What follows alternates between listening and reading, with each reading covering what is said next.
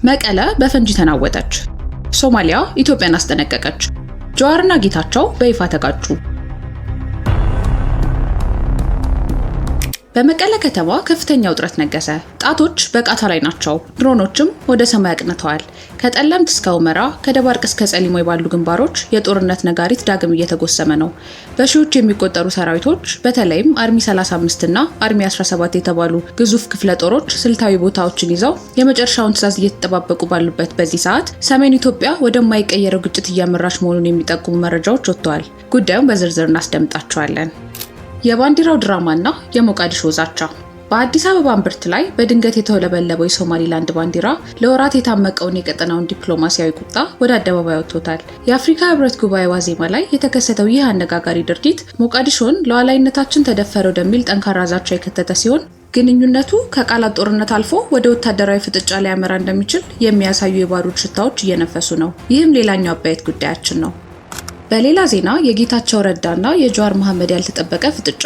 አቶ ጌታቸው ረዳ ጀዋርን የግል ጥላቻን ከሀገር ጥቅም ጋር አትቀላቅል ሲሉ ወርፈውታል። ጀዋር ደግሞ በበኩሉ የዘር ማጥፋት ወንጀል ከሚፈጽሙ ጋር መወገን እንዴት የሀገር ጥቅም ይሆናል ሲል ጠንከር ያለ ምላሽ ሰጥቷል። በሁለቱ ፖለቲከኞች መካከል የተለኮሰው የቃላት እሳት ምን አንድምታ አለው? ዝርዝር ዘገባውን ይዘናል። አብራችሁን ቆዩ። ሰላም ውድ ቤተሰቦች እንደምናላችሁ። ይህ ዜና ላፍታ ነው። ቪዲዮ ላይክ በማድረግ ጀምሩ እያልን ወደ ዝርዝር ዜናዎቹ አለፍን። መቀለ በሰማይ ድሮን በምድር ፈንጂ ተናወጠች። በሰሜን ግንባሮች ዳግም የጦርነት ነጋሪት ተጎሰመ።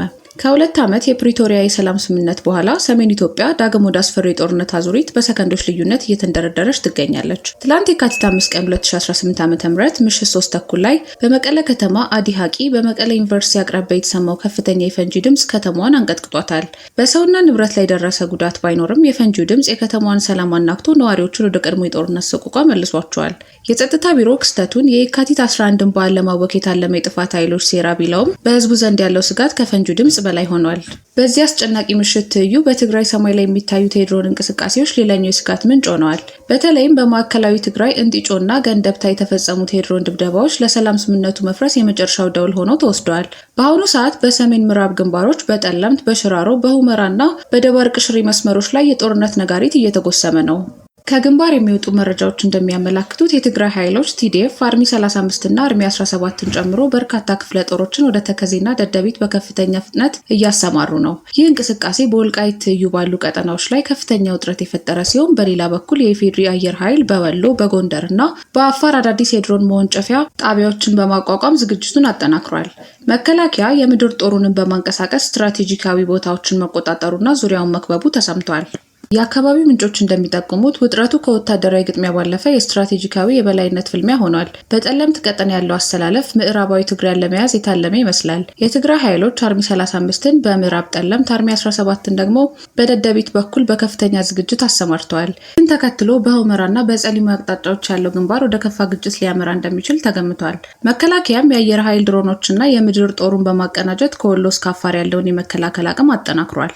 ይህ ወታደራዊ ሹክቻ የሚካሄደው የትግራይ ሕዝብ ከነበረበት የረሃብና የቤት ንብረት መፈናቀል ቁስል ባልዳነበት ወቅት መሆኑ ነገሩን አሳዛኝ ያደርገዋል። በመቀለ ጎዳናዎች ላይ የሚታየው ጭንቀት በበረሃው ግንባሮች ላይ ካለው የጥይት ድምጽ ባልተናነሰ የነዋሪዎችን ልብ እየሰበረ ይገኛል። ሰላሙን ለማዳን የቀሩት ሰዓታት ጥቂት መሆናቸውን ታዛቢዎች እየገለጹ ባሉበት ወቅት የኢትዮጵያ ሰሜናዊ ክፍል ዳግም በደም እንዳይታጠብ ሁሉም በጸሎትና በስጋት እየተጠባበቀ ይገኛል። በግንባር የተፋጠጡት ኃይሎች ጣታቸው በቃታው ላይ እንደሆነ ነው። የመቀለ ሰማይ ግን አሁንም በድሮን ድምጽና በፈንጂ ስጋት እንደጠቆረ ነው።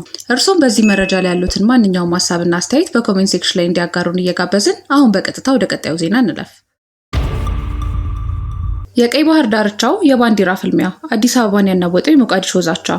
በአፍሪካ ሕብረት የመሪዎች ጉባኤ ዋዜማ በአዲስ አበባ ጎዳናዎች ላይ በድንገት የተውለበለበው የሶማሊላንድ ባንዲራ በአፍሪካ ቀንድ ጂኦፖለቲካ ላይ የተዳፈነውን እሳት ዳግም አንድዶታል። ባንዲራው በመስቀል አደባባይ ለጥቂት ጊዜያት ታይቶ በጸጥታ አካላት እንዲወርድ ቢደረግም የተፈጠረው ዲፕሎማሲያዊ ንዝረት ግን አሁንም እንደቀጠለ ነው። ይህ አነጋጋሪ ክስተት የመጣው እስራኤል ባለፈው ታህሳስ ዲሴምበር 2025 ለሶማሊላንድ በይፋ የሀገርነት እውቅና መስጠቷን ተከትሎ አካባቢው በከፍተኛ ውጥረት ውስጥ ባለበት ወቅት መሆኑ ጉዳዩን ይበልጥ አሳሳቢ አድርጎታል። የእስራኤልን እርምጃ ተከትሎ የሶማሊያው ፕሬዝዳንት ሐሰን ሼክ መሐመድ ለታዋቂው አሽራቅ አል-አውሳት ጋዜጣ በሰጡት ቃለ ምልልስ ስማቸውን ያልጠቀሷቸው የጎረቤት ሀገራት የእስራኤልን እውቅና ለራሳቸው ጠባብና ጊዜያዊ ጥቅም ሊያውሉት ይፈልጋሉ ሲሉ ከባድ ወቀሳ ሰንዝረዋል። ፕሬዝዳንቱ የሶማሊያን የግዛት አንድነት እንደ ቀይ መስመር በመጥቀስ ጎረቤት ሀገራት በተለይም ኢትዮጵያና ኬንያ እስካሁን ግልጽ የሆነ የተቃውሞ አቋም አለማንጸባረቃቸውን በጥርጣሬ እያዩት መሆኑን አመልክተዋል።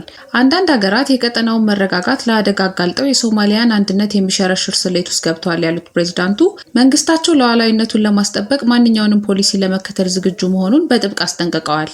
በአሁኑ ወቅት የአፍሪካ ህብረት የእስራኤልን እርምጃ ህገወጥና ዋጋ የሌለው ሲል ቢያጣጥለውም በአዲስ አበባ የታየው የባንዲራ ክስተት ግን በሶማሊያና በኢትዮጵያ መካከል ያለው ዲፕሎማሲያዊ ግንኙነት አሁንም በስሱ ክር ላይ መሆኑን ማሳያ ሆኗል።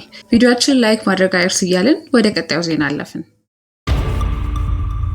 ጌታቸው ረዳና ጀዋር መሐመድ ተፋጠጡ። በሱዳን ጉዳይ ተለኮሰው የቃላት እሳት። በምስራቅ አፍሪካ ቀውስ ውስጥ የኢትዮጵያ ሚና አነጋጋሪነቱ ቀጥሏል።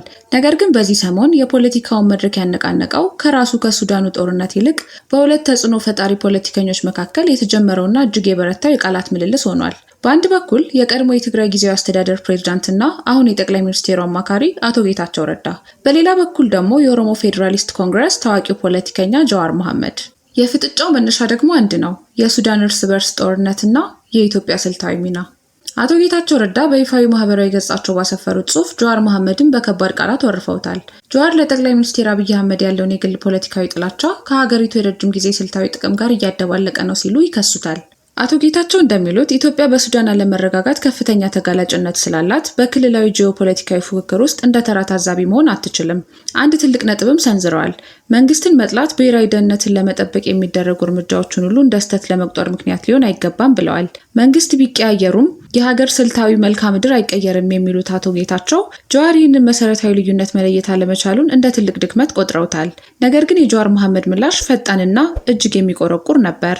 ጀዋር ለአቶ ጌታቸው በሰጠው አጭርና ጥያቄ አዘል መልስ የመንግስትን አካሄድ በጽኑ ተቃውሟል። ጀዋር ጠቅላይ ሚኒስትሩ የዘር ማጥፋት ወንጀል እየፈጸመ ነው የሚባለውን የጃንጃዊድ ሚሊሻ RSF በመደገፍ ኢትዮጵያን ወደማይወጣው የሱዳን ቀውስ ውስጥ እየሳባት ነው ሲል ይከሳል።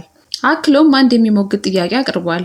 የጃንጃዊድ ሚሊሻን መደገፍ እንዴት ብሔራዊ ጥቅምን ማስጠበቅ ሊሆን ይችላል? ጀዋር በመልሱ ላይ ሌላም የሚገርም ነጥብ አንስቷል። የቱን አቶ ጌታቸውን እንደማናገር ግራ ይገባኛል በማለት አቶ ጌታቸው የአሁኑን የመንግስት አቋም ለመከላከል የሚያደርጉትን ጥረት የሞራል ውድቀት እንደሆነ ገልጾ አጣጥሎበታል። ለመሆኑ የኢትዮጵያ እውነተኛ ብሔራዊ ጥቅም የትኛው ነው? ከጎረቤት ሀገር ታጣቂዎች ጋር ወግኖ ተጽዕኖ መፍጠር ወይንስ ገለልተኛ ሆኖ ራስን ከቀውስ መከላከል? ይህ በሁለቱ ፖለቲከኞች መካከል የተጀመረው የቃላት ፍጥጫ የሁለት ግለሰቦች ልዩነት ብቻ አይደለም። ይልቁንም የሀገሪቱ የነገ ዕጣ ፈንታ ወዴት ያመራል የሚለውን ትልቅ ጥያቄ በሁላችንም ዘንድ ያሳደረ ነው። በአንድ በኩል አቶ ጌታቸው ረዳ የሚከተሉት ጥቅምን የማስቀደም ፖለቲካ፣ በሌላ በኩል ደግሞ ጀዋር መሐመድ የሰነዘሩት የሞራልና የጥንቃቄ ፖለቲካ። የትኛው ያሸንፍ ይሆን? የኢትዮጵያ የወደፊት የውጭ ጉዳይ ፖሊሲስ በማን አስተሳሰብ ቢቃኝ ይበጃል የሚለው ጥያቄ የቀጣይ ጊዜያት ትልቁ የቤት ስራ ሆኖ ይቀጥላል። ውድ የዜና ላፍታ ቤተሰቦች የሰዓቱ መረጃዎቻችን ያደመጣችኋቸውን ይመስል ነበር። ስለተከታተላችሁን እያመሰገንን ቻናላችንን ሰብስክራይብ በማድረግ ቤተሰብ እንድትሆኑ እየጋበዝን በዚሁ ተሰናበትን። ጤና ይስጥልን።